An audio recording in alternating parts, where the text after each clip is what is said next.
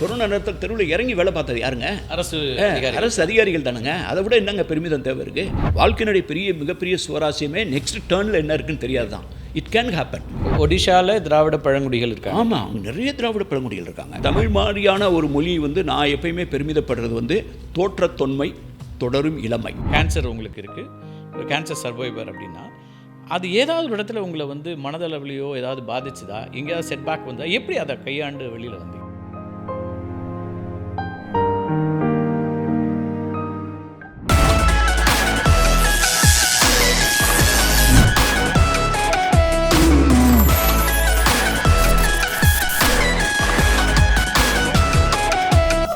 கிட்டத்தட்ட 40 ஆண்டுகள் நிர்வாகத்தில் இருந்திருக்கீங்க, ஒடிசா அரசாங்கத்தினுடைய நிர்வாகத்தில்.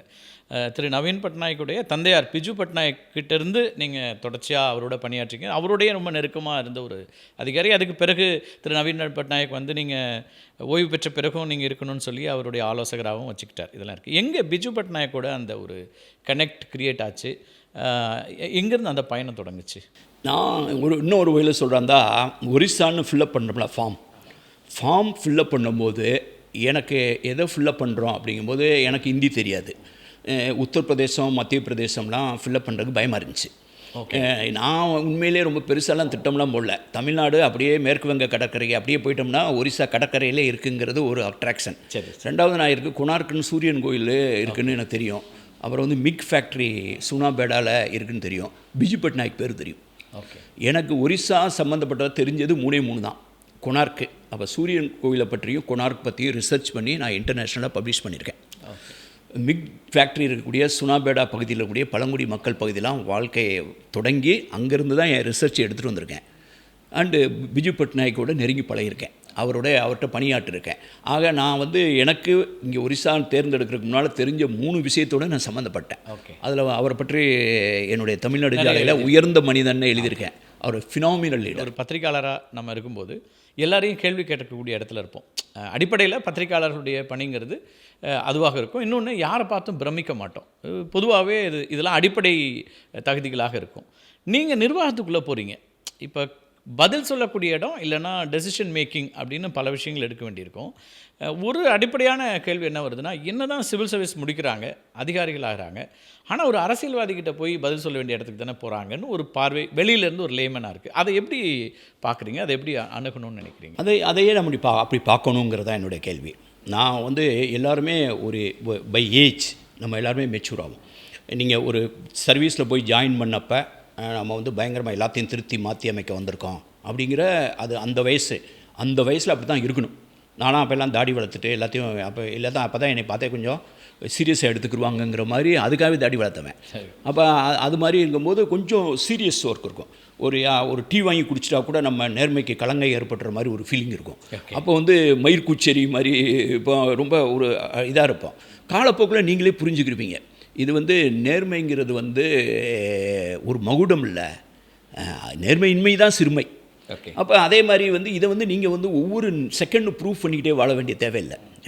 அது ஒரு தோல் சட்டை இல்லை. அப்போ அந்த புரிதல் உங்களுக்கு காலப்போக்கில் வரும். இன்னொரு இம்பார்ட்டன்ட் விஷயத்தை நம்ம புரிஞ்சுக்கிறது ஸ்டீரியோ டைப் இருக்குது பார்த்தீங்களா?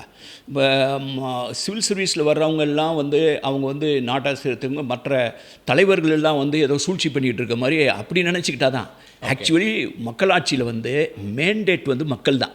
நிச்சயமாக மக்கள் தான் அடிப்படையில் ஒரு மக்களாட்சி இருக்கிறதுலே. நான் என்ன சொல்கிறேன்னா, ஒரு மிக மோசமான மக்களாட்சி ஒரு ஆகச்சிறந்த எதேச்சிகாரத்தை விட சிறந்தது. தேர்ந்தெடுக்கப்பட்டு வரக்கூடிய ஒரு அரசு ரொம்ப ஒரு எதேச்சிகாரமாக அல்லது ரொம்ப மோசமான ஒரு அரசாக இருந்தாலும் அது சர்வாதிகார ஆட்சியை விட பரவாயில்லைங்கிறீங்க. ஏன்னா அதுக்கு ஒரு மேண்டேட் இருக்குது. திருப்பி 5 வருஷத்துக்கு பின்னால் மக்கள்கிட்ட போகிறாங்க. அப்போ தேர்தல் அறிக்கை அப்படிங்கிறது மக்கள்கிட்ட சொல்லி அதுக்கான ஒரு உரிமையை வாங்குறாங்க. அந்த தேர்தல் அறிக்கை அதை நிறைய பேர் நிறைய விஷயங்கள் பார்க்குறாங்கல்ல. நீங்கள் பொதுவாக ஒரு திட்டத்தை அனௌன்ஸ் பண்ணவுடனே இதை இலவசம் கொடுத்துட்டு கெடுத்துருவாங்கன்னு பேசுவாங்க. அது எல்லா இடத்துலையும் உண்டு. அதை அப்போ பார்த்தீங்கன்னா அந்த கமெண்ட்டை யார் பண்ணுறாங்கன்னா அவங்களுடைய வர்க்கம் என்ன கிளாஸ், அவங்களுடைய அணுகுமுறை என்ன இந்த சொசைட்டியை பற்றி. நீங்கள் பார்த்தீங்கன்னா நீங்கள் யார் பக்கம் நிற்கிறீங்கிறதான். எனக்கெல்லாம் அந்த முரண்பாடு வந்ததே கிடையாது. நான் கடைசி மைலில் இருக்கும் கடைசி மனிதனுக்காக வேலை பார்க்குறதுக்கு எனக்கு கிடைச்ச ஒரு வாய்ப்பாக சிவில் சர்வீஸ் எடுத்துக்கிட்டேன். இது எனது ஆடுகளம். அந்த மைதானத்தில் இறங்கி நான் வேலை பார்த்தே ஆகணும். அப்போ எனக்கு எதுவும் முரண்பாடு இல்லை.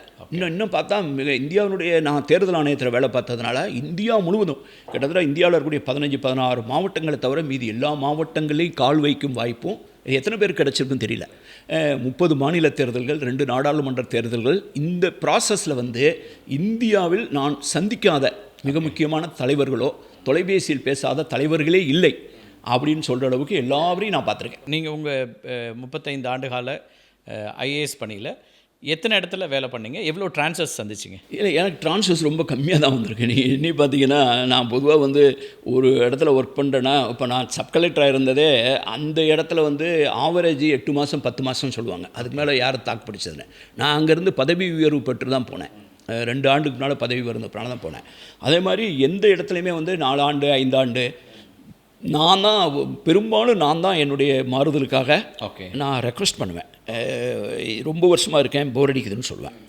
அதனால் இந்த கேள்வி முன்வைக்கிறேன்னா, நிர்வாகத்தில் ஒரு முக்கியமான ஒன்று இருக்குது. 3 ஆண்டுகளில் 12 முறை ட்ரான்ஸ்ஃபர் ஆன ஒரு ஐஏஎஸ் ஆஃபீஸர் ரொம்ப நேர்மையானவர், அதனால் இந்த ட்ரான்ஸ்ஃபர் அப்படின்னு ஒன்று இருக்குது. அல்லது இந்த ட்ரான்ஸ்ஃபர்ஸை வச்சு தான் ஒருத்தர் மதிப்பிட வேண்டியிருக்கா? இதை எப்படி புரிஞ்சிக்க வேண்டியிருக்கு? நான் ஒரு நேர்மையான அதிகாரியாக இருக்கணும்னா யாரோடும் உடன்படலை அப்படின்னு பார்க்க வேண்டியிருக்கா, இல்லை ஃப்ளெக்சிபிளாக இருக்கணுமா? அதை எப்படி எடுத்துகிட்டு போகணும் ஒரு நிர்வாகத்தில்? அதை ரொம்ப ஃப்ளாட்டான புரிதலுங்க. இது ஒரு தட்டையாக யோசிச்சா தான் அப்படிலாம் யோசிக்க முடியும். 30 இடத்துக்கு ட்ரான்ஸ்ஃபர் ஆகிட்டேன்னு சொல்கிறது அது ஒரு பெரிய மகுடமோ பதக்கமோ கிடையாது. ஓகே. அதனால் நீங்கள் யூ டு ஸ்டே புட். நான் எப்போயுமே நீங்கள் மைதானத்தில் இல்லாமல் எப்படி விளையாடுவீங்க? மைதானத்தில் இருந்து மைதானத்தை விட்டு வெளியில் போயிட்டு எனக்கும் அதுக்கும் ஒத்து வரல, அப்புறம் எதுவும் ஒத்து வரலைன்னா சர்வீஸ்க்கு வந்தீங்க. இது ஒரு வேறு களம்ங்க. இந்த ஆடுகளத்தில் உங்களுக்கு பிடிச்சிருந்தா தான். இப்போ நீங்கள் பாருங்கள், கொரோனா நேரத்தில் தெருவில் இறங்கி வேலை பார்த்தது யாருங்க? அரசு அதிகாரிகள் தானுங்க. அதை விட என்னங்க பெருமிதம் தேவை இருக்குது? அந்த வாய்ப்பு வேறு எங்கே? பேரிடர்கள் எது வந்தாலுமே அரசு அதிகாரிகள், அரசு ஊழியர்களுடைய அந்த கேன்வாஸ் தாங்க. எனக்கு ப்ரைவேட் செக்டாரில், மல்டிநேஷ்னல் ஆர்கனைசேஷனில், பன்னாட்டு நிறுவனங்களில் எனக்கு வேலை வாய்ப்பு 2007 எவ்வளவோ வற்புறுத்தி பார்த்தாங்க. நான் பார்த்துக்கிட்டு இருக்க வேலையை விட 18 மடங்கு அதிகமான ஊதியம்.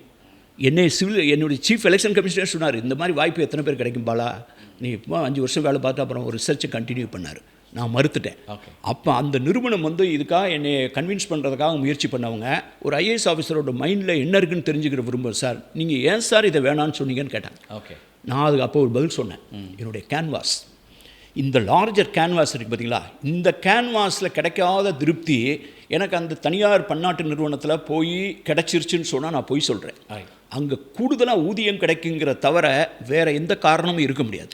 ஆனால் நான் இங்கே எடுக்கிற முடிவு காஷ்மீர் தேர்தலை எப்போ நடத்துறது, எப்படி நடத்துறது, நான் இங்கே நிதித்துறை எப்படி செலுத்துறது, பேரிடர் மேலாண்மை எப்படி செலுத்துகிறது, முக்கியமான ஒரு புள்ளி நான் நினைக்கிறேன். ஏன்னா சிவில் சர்வீஸ் முடிச்சுட்டு இன்றைக்கி ஒரு டிஸ்ட்ரிக்ட் கலெக்டராக அல்லது ஒரு ஐஏஎஸ் ஆஃபீஸராக வேறு எந்த ரோல் வேணாலும், ஐஏஎஸ்ஓ ஐபிஎஸ் ஐஎஃப்எஸ் யார் எடுத்தாலும் அவங்களுடைய ஊதியத்தை விட கூடுதலான ஊதியம் பல வேலைகள் இன்றைக்கி கிடைக்கலாம். ஆனால் அந்த இடத்திற்கு இருக்கக்கூடிய மரியாதையும் அதில் இருக்கக்கூடிய டெசிஷன் மேக், நீங்கள் ஒருத்தரோட லைஃப்பில் ஒரு டிஸ்ட்ரிக்ட் கலெக்டராக பல பேரோட வாழ்க்கையை மாற்ற முடியும்.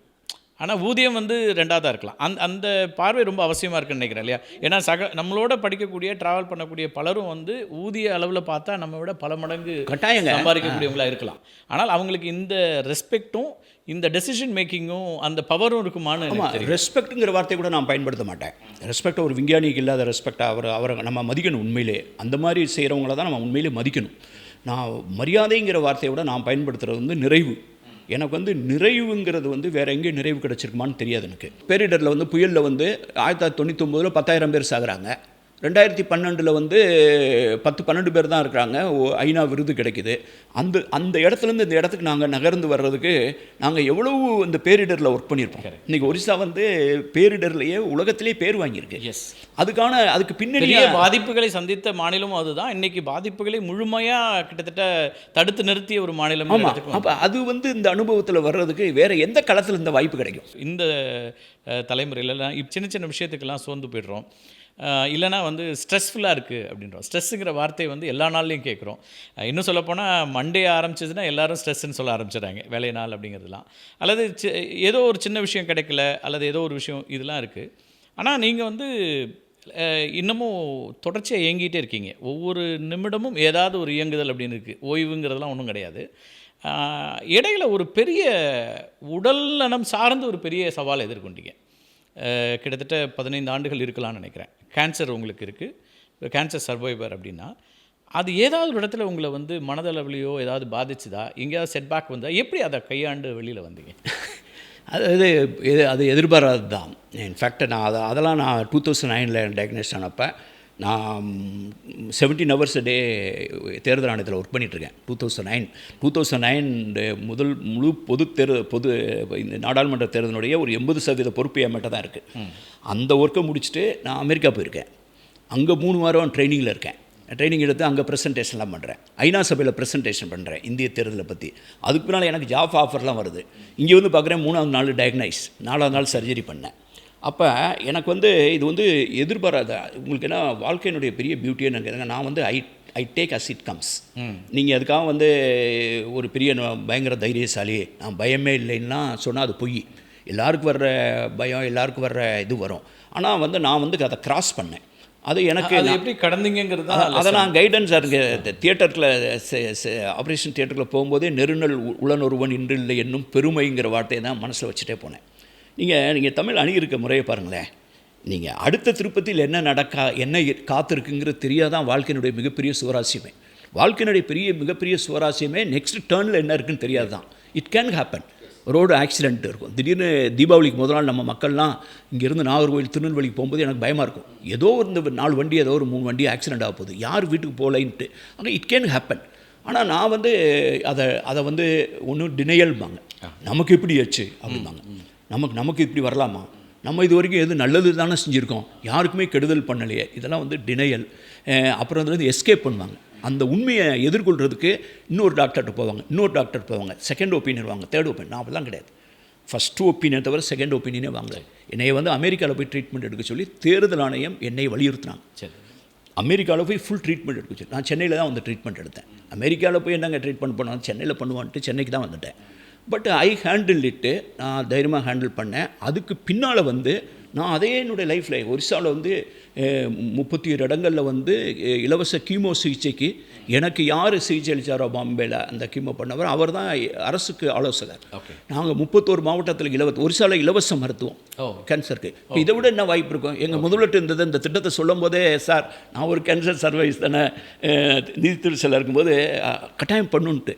அப்போ எனக்கு வைத்தியம் பண்ண டாக்டரு ஒரு 4.5 கோடி மக்களுக்கு தீர்வு கொடுக்குறாரு இலவசமாக. இந்த கொரோனா நேரத்தில் 37,000 இது ஒரு ஸ்கீமா. அப்போ வந்து எனக்கு எவ்வளோ மகிழ்ச்சியாக இருக்கும் பாருங்கள். நான் வந்து இதை வந்து ஹேண்டில் பண்ணது. நான் இன்னும் சொல்லப்போனால் 16 புத்தகங்கள் இருக்குன்னா, நான் கேன்சர் வர்றதுக்கு முன்னால் நான் எழுதுனது ஒரே ஒரு புக்கு தான், அன்புள்ள அம்மா. மீதி நான் எழுதியிருக்க எல்லாமே அதுக்கு பின்னால் தான். ஓகே, நான் வந்து ஐ வாஸ் ஸோ டிசைடட்.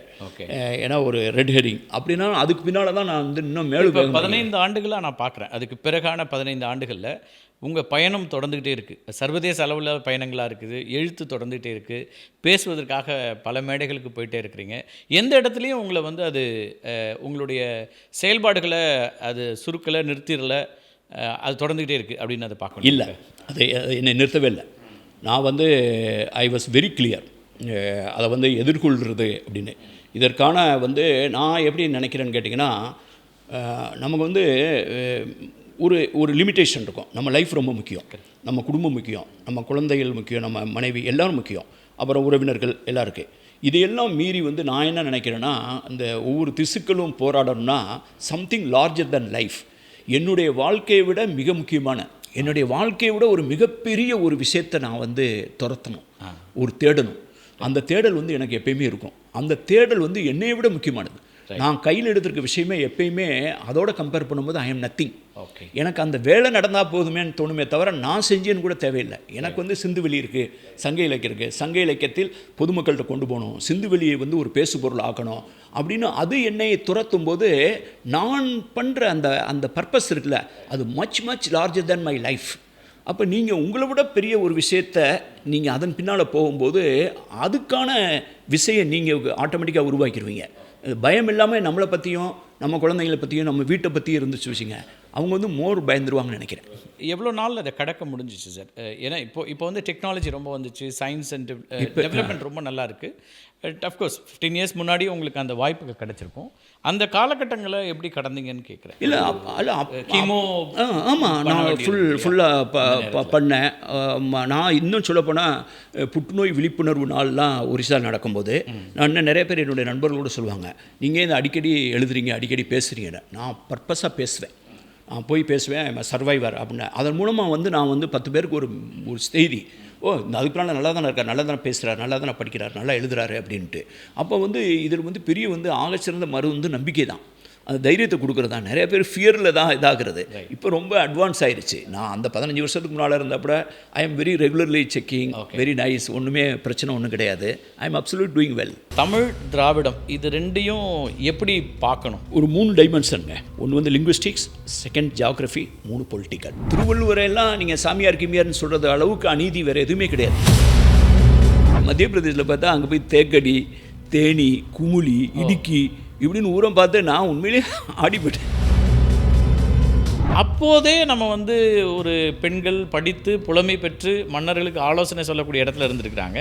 அதுக்கு பிறகு ஒரு நீண்ட இடைவெளிக்கு பிறகு நம்ம இப்போ தான் முதல் தலைமுறையாக நாங்கள் வர்றோம்னு சொல்லக்கூடிய ஒரு இடம் வருதுன்னா இடையில் என்ன நடந்துச்சு? கார்த்தி, இது உண்மையாக அருமையான கேள்வி. சொல்கிறதா நடுவில் கொஞ்சம் பக்கத்தை காணும், அதான் உண்மையிலேயே